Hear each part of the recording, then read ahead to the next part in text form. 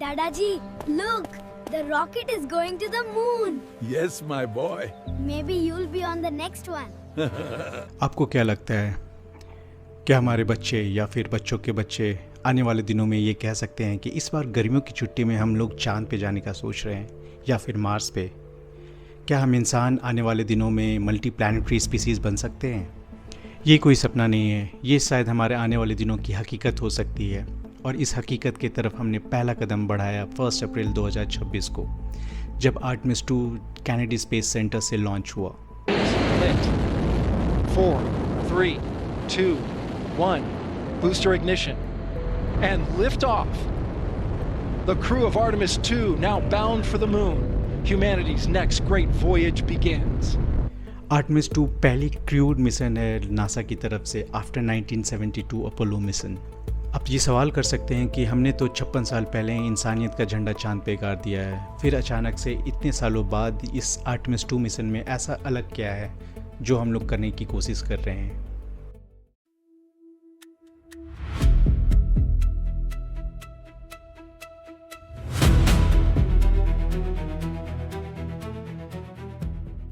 Hello, मेरा नाम है पुष्कर कांत और आज हम समझने की कोशिश करेंगे आर्टेमिस 2 मिशन को कि क्यों ये मिशन खास है। इसमें इस्तेमाल हो रहे स्पेसक्राफ्ट को जानेंगे, इसके ऑब्जेक्टिव्स को, और also will try to find out who are those fantastic four जो इस मिशन को लीड कर रहे हैं। जैसे हमने पहले बताया, आर्टेमिस 2 नासा की पहली क्रूड मून मिशन है आफ्टर अपोलोज, जो कि 1970s में हुआ था।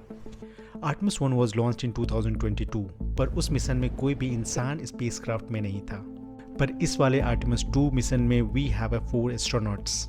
As we all know by now, Artemis 2 was launched on 1 April 2026, कुछ दिन पहले ही, from Kennedy space centre from launch pad 39B। ये 10 दिनों की फ्लाई बाय मून मिशन है। इसका मतलब है Artemis 2 will just pass to the moon trajectory. Moon पे लैंड होने का कोई प्लान नहीं है। Moon landing is plan for Artemis 4 और शायद ये लॉन्च 2028 में प्लान है।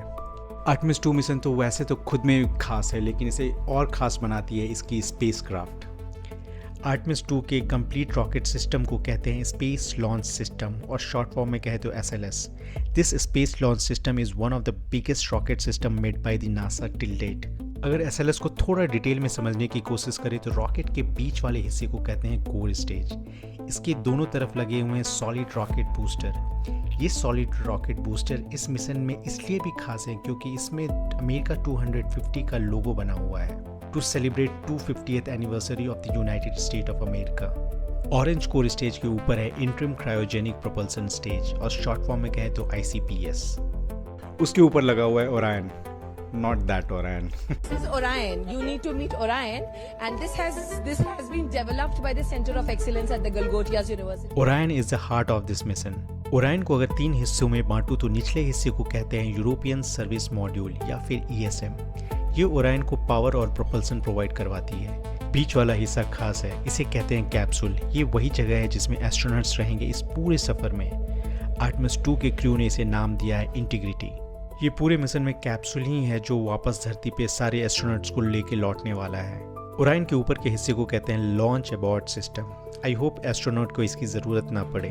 ये एक एनर्जी सिस्टम है जो कि फाइटर जेट के इजेक्शन सीट की तरह काम करता है। किसी वजह से अगर मिशन में कोई माल फंक्शन या फिर कोई एक्सप्लोजन हो गया, so this system can pull away the capsules to keep the astronaut safe. चलिए अब समझते हैं इस मिशन के ऑब्जेक्टिव को। पहली बात ये कि ये एक टेस्ट मिशन है। आर्टेमिस 1 जो कि 2022 में लॉन्च हुआ था, वो एक अनक्रूड मिशन था, लेकिन इस मिशन पे 4 एस्ट्रोनॉट्स हैं। It means this mission is going to be more human centric feature to test, like docking, radiation shielding, communication, eating, sleeping, exercise, even going to the bathroom. ये मिशन इस बात को पुख्ता करने की तरफ कोशिश है कि हम इंसान लंबे दिनों तक स्पेस में रह सकते हैं अगर भविष्य में किसी दूसरी ग्रह या फिर चांद पे कॉलोनी बसानी हो। मिशन की शुरुआत होती है लॉन्च से। लॉन्च के सिर्फ 2 मिनट बाद ये सॉलिड रॉकेट बूस्टर का काम खत्म हो जाता है और वो वापस मेन रॉकेट से डिटैच होकर धरती पे वापस आ जाती है। रॉकेट का कोर स्टेज 8 मिनट के अंदर लोअर अर्थ ऑर्बिट में पहुंच जाती है। एक दफ़े रॉकेट लोअर अर्थ ऑर्बिट में पहुंच गई, even core stage get detached and come backs to earth. Finally Orion अपने दम पे स्पेस में एग्जिस्ट करता है। आर्टेमिस 2 अर्थ के 2 चक्कर लगाता है before getting into the higher earth orbit. इस दौरान आर्टेमिस 2 अर्थ से मैक्सिमम 74,000 किलोमीटर दूर चला जाता है। अर्थ के ऑर्बिट में रहने के दौरान Orion will do docking practice manoeuvre by separating it from ICPS। ये डॉकिंग प्रैक्टिस मनोवर इंपॉर्टेंट है क्योंकि भविष्य में it have to dock with lunar lander. कई और चीज़ इस दौरान चेक किए जाएंगे, जैसे ऑटो पायलट कैसे काम कर रहा है, थ्रस्टर इज वर्किंग प्रॉपरली और नॉट। वो याद है ना वो सुनीता विलियम्स वाली ट्रेजेडी जिसमें वो कई महीनों तक स्पेस में अटकी हुई थी। It was because of the bad thruster. तकरीबन अर्थ के 2 चक्कर लगाने के बाद Orion ignite the engine for trans lunar ejection. ये चांद की तरफ जाने के लिए फाइनल पुश होगा। Also it will follow the free return trajectory. ये फ्री रिटर्न ट्रैजेक्टरी क्या है? अर्थ और मून के ग्रेविटी की वजह से Orion can come back to the earth naturally बिना किसी एक्स्ट्रा फ्यूल के। यस, सिर्फ ग्रेविटी के दम पे। चांद की तरफ ओरायन का ये सफ़र 4 दिन का होगा। इस दौरान ओरायन चांद के पिछले हिस्से की तरफ होकर एक चक्कर लगाकर वापस धरती की तरफ आएगा। इसका मतलब ओरायन के अंदर बैठे हुए 4 एस्ट्रोनॉट इंसानी इतिहास के वो पहले 4 लोग होंगे जो धरती से इतनी दूर होंगे, तकरीबन 3,70,000 किलोमीटर दूर। ये डिस्टेंस अपोलो मिशन के बनाए रिकॉर्ड से भी बड़ा है। और चूंकि आर्टेमिस 2 चांद के पिछले हिस्से की तरफ होगा तो हमें वो फेमस राइजिंग अर्थ वाला इमेजेस रिसेंटली देखने को मिल सकता है। So stay watch for that. After the flyby, Artemis 2 will follow the free return trajectory and return back to the earth. Finally the capsule the integrity ESM से separate होकर धरती के atmosphere में इंटर करेगा। It will splash down in Pacific Ocean, जहाँ पे US navy उनको निकाल लेंगे।